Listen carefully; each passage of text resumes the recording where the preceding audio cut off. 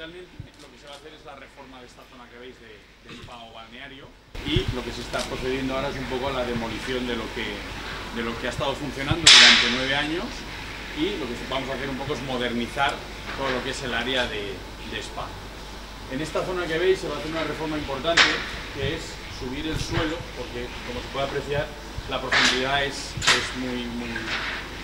muy grande, y esto lo que va a ahorrar evidentemente son costes, tanto de calentamiento del agua, y sobre todo también al usuario le va a permitir una mayor comodidad a la hora de utilizar esta zona, que es quizá un poco la más demandada de todo lo que es la zona de spa.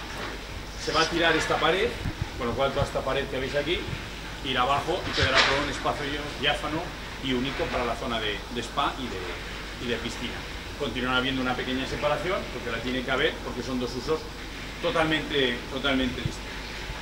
Entonces, al tirar esta pared, lo que se hace es colocar estos elementos y algunos más, todos en una disposición en la cual se accede de modo central y los tienes ya todos a tu servicio. Yo creo que el spa ha quedado un poco obsoleto.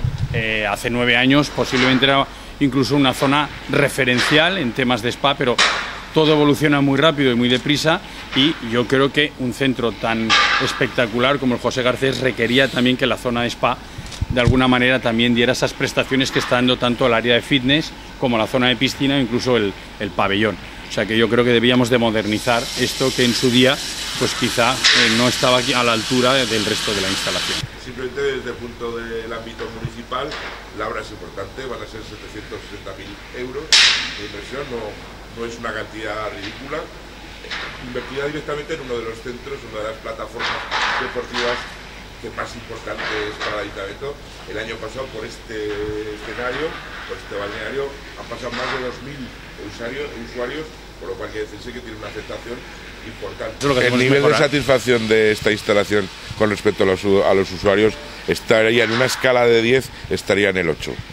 O sea que ese es como tenemos conceptuado esta instalación. He dicho, muchos usuarios, una gran inversión, porque en este momento invertir 760.000 euros está al alcance de muy pocas administraciones en el ámbito deportivo. Sobre todo quiero reflejar en el ámbito deportivo y en el ámbito del deporte salud y el deporte sociedad o el deporte familia, que es un poco para lo que está encaminado esta vertiente de la instalación, ¿no? El deporte salud.